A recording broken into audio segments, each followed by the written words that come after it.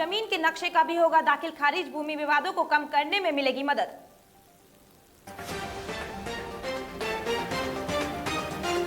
सत्र के बाद बोले सीएम नीतीश, बिहार को आत्मनिर्भर बनाने की है तैयारी।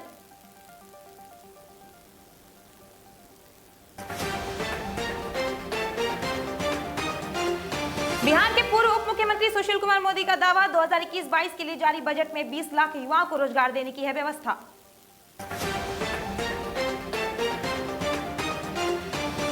विधानसभा में तेजस्वी और श्रेयसी सिंह आमने सामने, तेजस्वी पर श्रेयसी सिंह का जवाब, कहा चिंता न करें हम एनडीए के साथ हैं।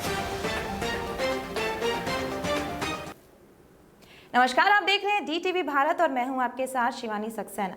बजट सत्र के बाद जहां विपक्ष सरकार के कार्यों को गिना रहा है, तो वहीं सीएम नीतीश कुमार ने यह कहा है कि बिहार का विकास हुआ है और आगे भी होगा। साथ ही बिहार को आत्मनिर्भर बनाने की भी बात कही।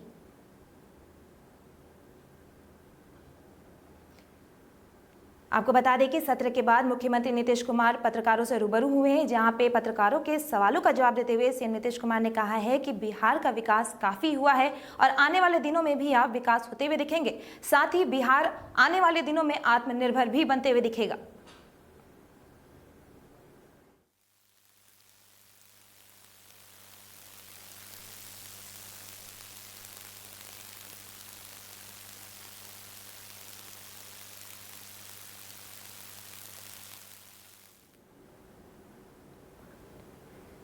आपको बता दें कि सीएम नीतीश कुमार ने बिहार को आत्मनिर्भर बनाने के साथ ही साथ बिहार में महिलाओं और लड़कियों को शिक्षा के प्रति जागरूक और कार्यों के प्रति जागरूक होने की भी बात कही। उन्होंने साफ तौर पे ये कहा कि बिहार बजट में जो भी बातें कही गई हैं वो आने वाले दिनों में सही भी साबित होते हुए आप जरूर देखेंगे।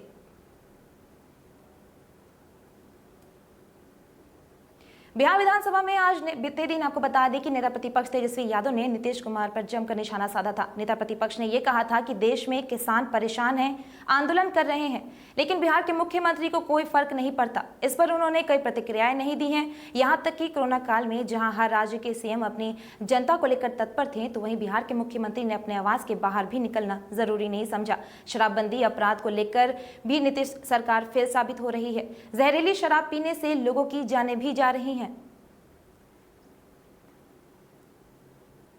हम लोग ये चाहते थे, विपक्ष के लोग भी चाहते थे कि जो बजट सत्र है, हालांकि महामारी में ये दूसरा बजट सत्र है, पहला बजट सत्र जो हुआ था वो एक दिन का हुआ था, लेकिन जब चुनाव हो सकते थे, जब चुनाव प्रचार हो सकता था, तो एक महत्वपूर्ण जो सत्र है, जो बजट सत्र है, जो बिहार के भविष्य को तय करता है, वो परंपरागत तरीके से लंबा चलना चाहिए। हम आसन को धन्यवाद देते हैं कि ये बजट सत्र जो है वो परंपरागत तरीके से चल रहा है, जहां महत्वपूर्ण सवाल आ रहे हैं। क्राइम की अगर जहां तक हम लोग बात करें महोदय, तो क्राइम को अपराधियों के भरोसे छोड़ दिया गया है, संरक्षण दिया जा रहा है महोदय। करप्शन की बात करें तो भ्रष्टाचारियों का हाथों दे दिया गया है। लगभग नीतीश जी के राज में इन 15 सालों के शासन में 75 घोटाले ऐसे हुए हैं महोदय, जिसमें बिहार का अरबों खरबों रुपया जो है वो लूटा गया। कम्युनलिज्म की बात की जाए, सरकार में कौन से विचारधारा के लोगों को नीतीश कुमार जी ने बैठा दिया है, इस पे हमको बोलना नहीं, आप सब लोग जान रहे हैं। अब जब पेपर लीक होने लगेगा, जब पेपर लीक होने लगेगा, अब बताइए हम लोगों को सूचना देना पड़ता है पेपर लीक का। ये कोई पहला मसला तो नहीं ना था पेपर लीक का। उस दिन सोशल साइंस के बाद हिंदी का पेपर लीक हो जाता है महोदय। तो बिहार बोर्ड अगर कोई ढंग से अगर परीक्षा नहीं करा पा रही है, रिजल्ट में फिर धांधली होगा, सन्नी लियोनी टॉप कर जाती है, ये हकीकत है।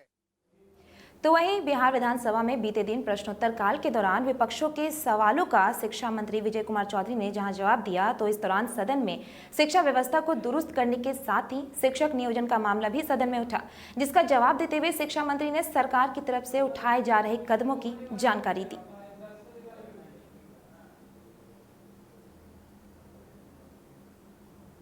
में भी हम लोग काम करने की कोशिश कर रहे हैं, लेकिन आप समझ लीजिए औसत विकास दर और बजट का आकार क्या था भाई 4-5 में, जब हम लोगों को काम करने का मौका मिला है तो बजट का आकार था 23,885 करोड़ और अब बढ़ते बढ़ते बढ़ते बढ़ते अब हो गया 2,18,000 करोड़ का।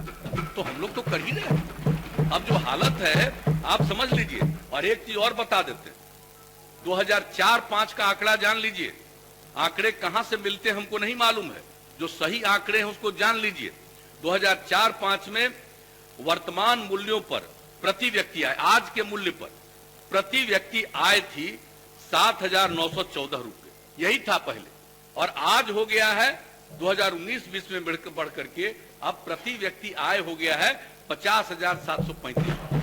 अब आप कहिएगा कुछ हो ही नहीं रहा। अरे भाई तो इतना तो बढ़ रहा है। और इसके बाद जान लीजिए कि बिहार में ये जो है कॉस्ट ऑफ लिविंग दूसरे किसी राज्य की तुलना में कॉस्ट ऑफ लिविंग यहाँ कम खर्च में काम होता है। भोजन का और अन्य चीजों के लिए जो खर्च होता है दूसरी जगहों पर, कम पैसे में खर्च में यहाँ पर लोगों का काम होता है। ये कॉस्ट ऑफ लिविंग के मामले में जरा जान लीजिए, सबको जानना चाहिए। बिहार की एक खासियत है, हम अभी यहां पहुंचे हैं तब भी आप समझ लीजिए कोई भूख से अब नहीं मर रहा, कोई ऐसी स्थिति नहीं है। जाकर के देख लीजिए गांव, एक एक गांव में। कभी हम लोग पहले घूमते थे अपने क्षेत्र में और एक साथ अगर 50-100 आदमी थे तो कहीं कोई गांव की स्थिति रहती थी कि लोगों को एक जगह खिला सके। और आज समझ लीजिए जो वर्कर है, जो काम करता है, मजदूर है, आज उनकी भी स्थिति ऐसी हो गई है कि उनके यहां अगर 5-10 आदमी पहुंच जाता है तो सबको भोजन करा देते हैं। ये स्थिति है। परिस्थिति में तो सत्र के दौरान जहां नेता प्रतिपक्ष लगातार 10वीं की परीक्षा पेपर को लीक होने के मामले को उठाते रहे, तो उसके जवाब में मुख्यमंत्री समेत शिक्षा मंत्री ने साफ तौर पे क्या कुछ कहा वो भी आपने सुना। चलिए आगे बढ़ते हैं और खबरों में बात करते हैं पप्पू यादव की। तो आपको बता दें कि जाप सुप्रीमो पप्पू यादव ने राजधानी पटना में प्रेस कॉन्फ्रेंस कर सरकार पर जमकर हमला किया। पप्पू यादव ने नीतीश सरकार को अंधे और बहरे की सरकार भी बताया। शराबबंदी को लेकर जाप सुप्रीमो ने यह भी कहा कि अधिकारियों और नेताओं की मिलीभगत से पूरे बिहार में शराब की बिक्री हो रही है। शराब बिक्री के कारण बिहार में अपराध चरम पर है। इसी के साथ पप्पू यादव ने यह भी कहा कि सभी नेताओं की भी जांच होनी चाहिए। सभी शराब पीते हैं। शराबबंदी के फेल होने पर सीएम से पप्पू यादव इस्तीफे की भी मांग कर रहे हैं।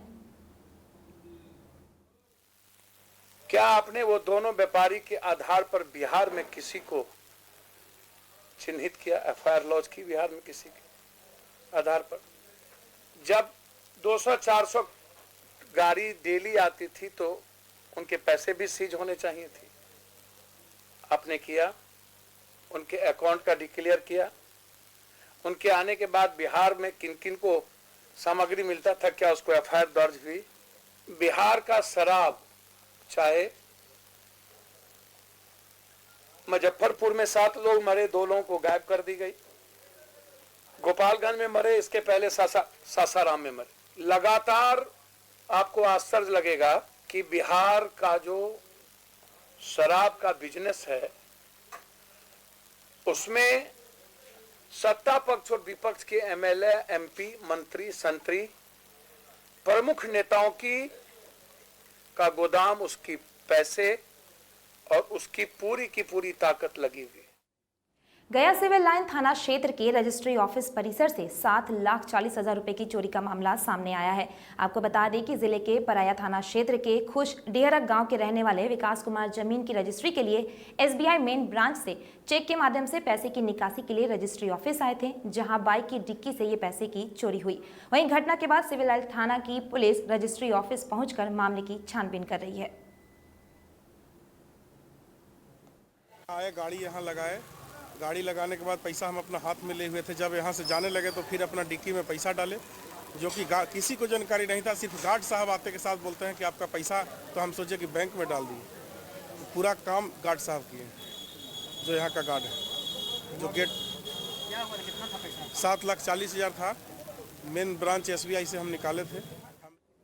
सीतामढ़ी जिले में यूनिसेफ के द्वारा लोहिया स्वच्छता अभियान के तहत 2 दिवसीय कार्यशाला प्रशिक्षण का शुभारंभ किया गया, जिसके तहत लोगों में स्वच्छता के प्रति जन जागरूकता और व्यवहार परिवर्तन की दिशा में कार्य को लेकर चर्चा की गई। इस मौके पर यूनिसेफ के विचार संचार विशेषज्ञ मोना सिन्हा ने बताया कि लोहिया स्वच्छता अभियान को लेकर केंद्र सरकार काफी क्रियाशील है, वहीं बिहार सरकार का प्रयास भी काफी सराहनीय है।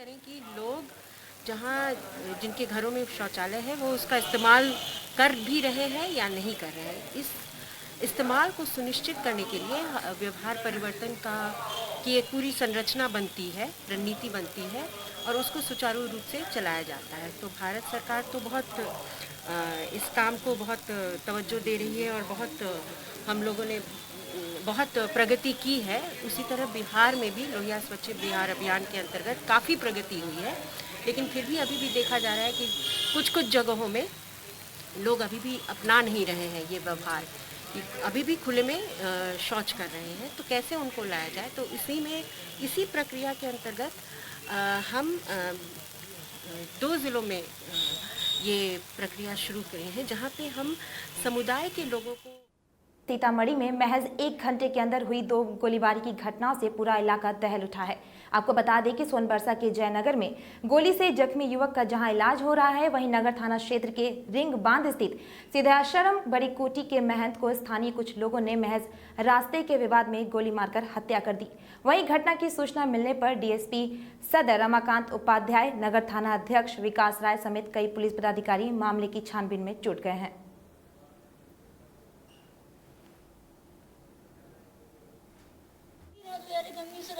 सत्यम और शिवम का दोनों हाथ में था और शिवम के हाथ से बाबा को गोली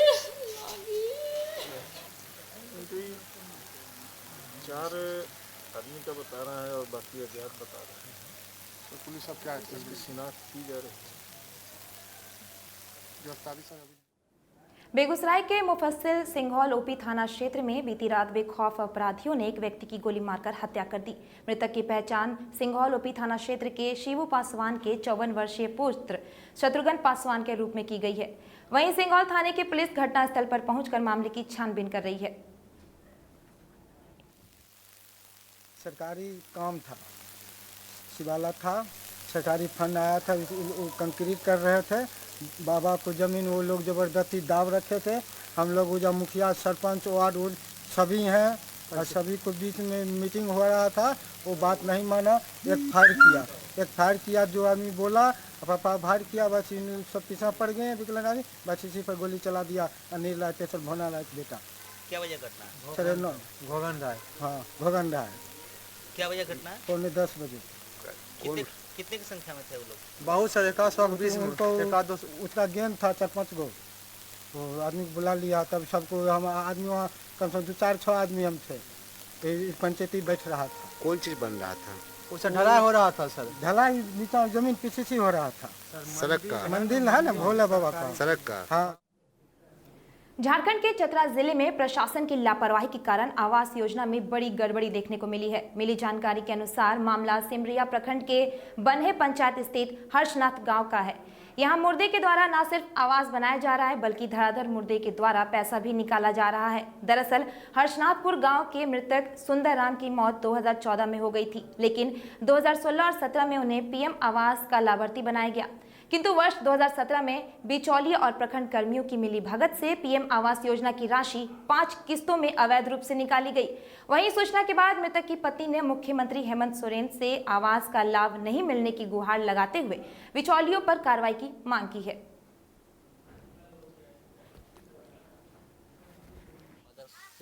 सुंदरराम था और 2014 में मेरा फादर डेथ कर गए थे। 2016-17 में मेरा पापा के नाम पे कॉलोनी आया था, तो वो कॉलोनी कोई और ले लिया जो कि मेरी माँ को मिलना चाहिए था। वो कॉलोनी कोई और ले लिया और जब हम लोग ने जांच पड़ताल करवाया तो वो कॉलोनी किसी और के खाते में ऐड दिखा और वो अभी तक मेरी माँ के खाते में भी नहीं आया पैसा, और वो पैसा हम लोगों ने देखा किसी और खाते में था और वो 5 किस्त निकाल चुका है, जबकि हम लोगों ने चारों तरफ से कार्रवाई करने की कोशिश की है और अभी तक 3 साल में कहीं कार्रवाई कंप्लीट नहीं हुआ। तो हम लोगों ने जहां तक हुआ काम किए हैं और बाकी देखते हैं आगे क्या होता है। पहला तो हम लोगों ने मुख्यमंत्री में वहां कॉल किए थे 181 पे, उसके बाद वहां पर कंप्लीट करने के बाद फ़ोन संज्ञान में लाया गया था और मीडिया के कई चैनल्स के द्वारा भी इसे बताया गया था। इस पर जाँच की गई और तथ्य भी सही पाए गए थे, जिसके आधार पर एफआईआर करने का निर्देश दिया जा चुका है। साथ ही साथ जो उसमें संलिप्त कर्मी हैं उन पे भी डिसिप्लिनरी एक्शन का आदेश दिया गया है और जो गलत राशि गलत व्यक्ति को प्राप्त हुई है।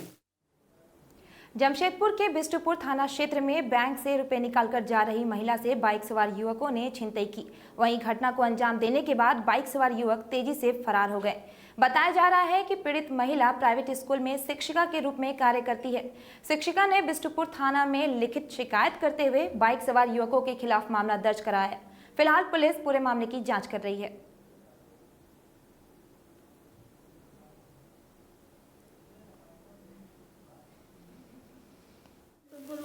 पैसा जमा करने जा रहा है, 2 लड़का ट्रेन छीन के हाथ से चला गया। अब किसके हाथ से लेके गया? आपका हस्बैंड साथ में थे? कहाँ से आ रहा था आप लोग? बैंक ऑफ बड़ौदा जा रहे थे सर, बैंक ऑफ इंडिया।